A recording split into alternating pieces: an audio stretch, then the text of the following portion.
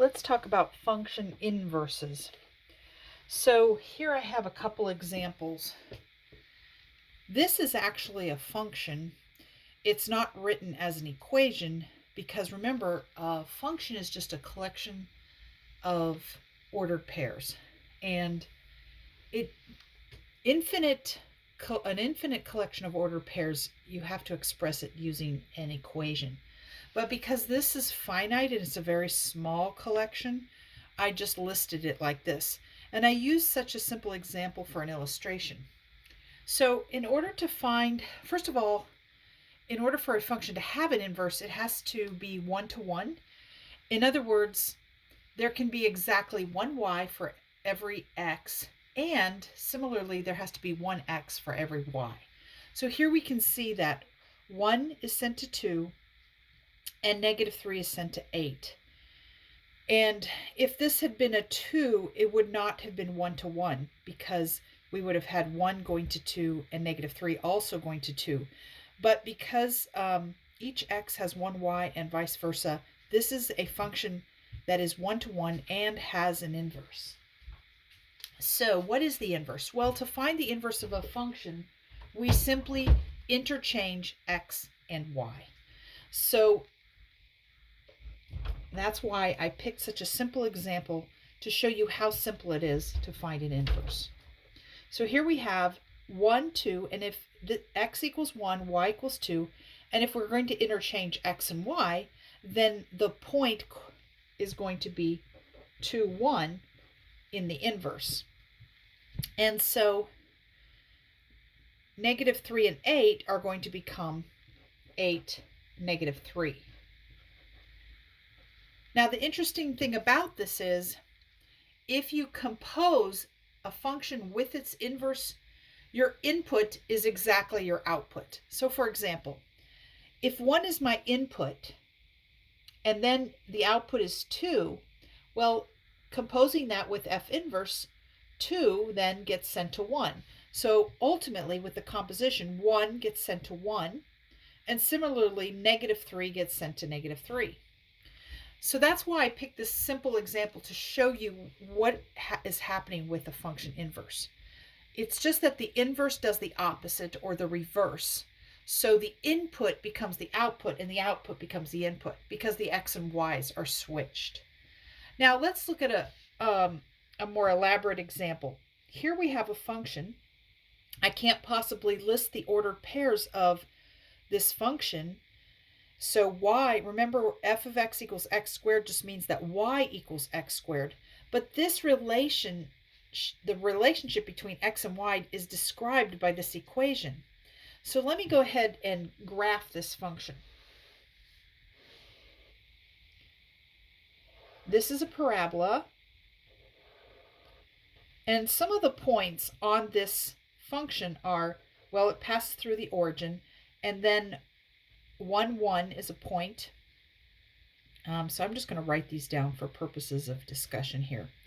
And this is 1, 1. And then 2 gets mapped to 4. So we're looking right here. 2, 4, etc. This is the square function. So 0 is the input. You square it, you get 0. If you square 1, you get 1. If you square 2, you get 4.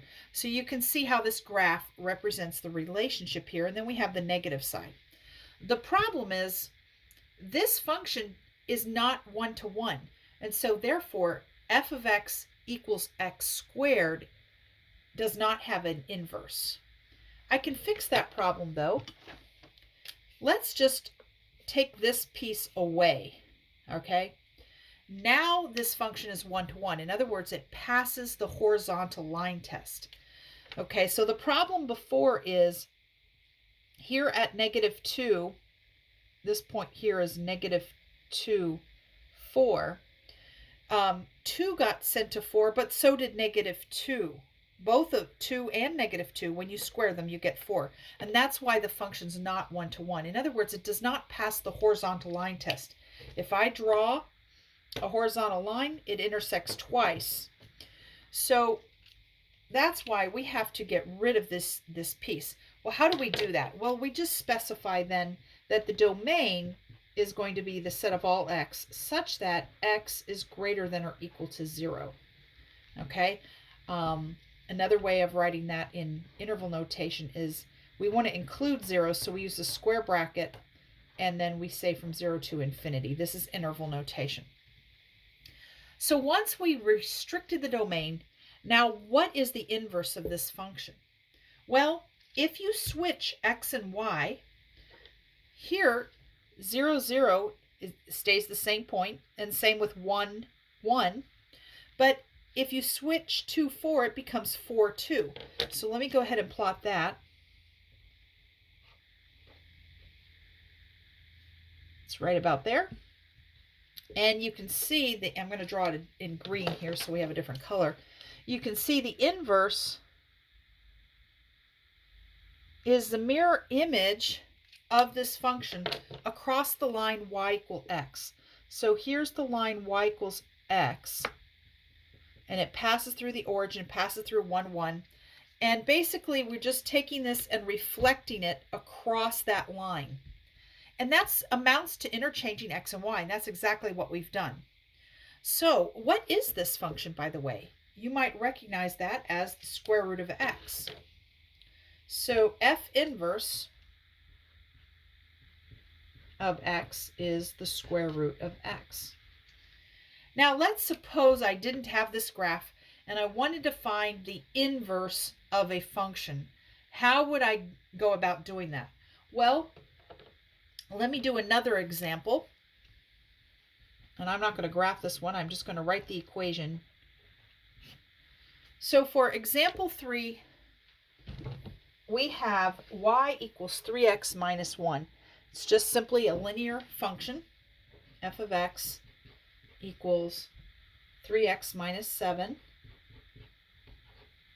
And of course, we can interchange y and f of x. We can write it as y equals 3x minus 7. And first off, notice that this is a linear function, so it is one-to-one. If every horizontal line crosses this function only one time. So it passes the horizontal line test. It's a linear function. It has an inverse. How do we find that inverse? Well, you simply interchange x and y. So I'm going to write this. Now, instead of y equals 3x minus 7, I'm going to write it as x equals 3y minus 7.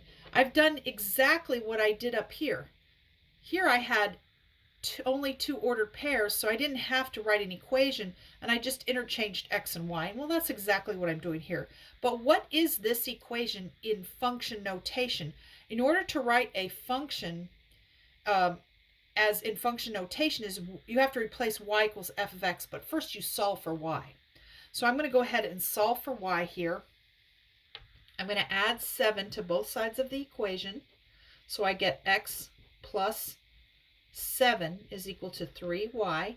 Then I'm going to divide 3 on both sides. And that gives me y equals x plus 7 over 3. And in function notation, I'm just going to write this as f of x equals x plus 7 over 3. But I'm not going to call it f of x. I'm going to call it f inverse of x because we already have f of x up here.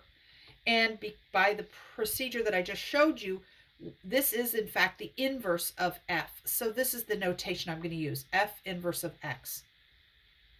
And there's our inverse.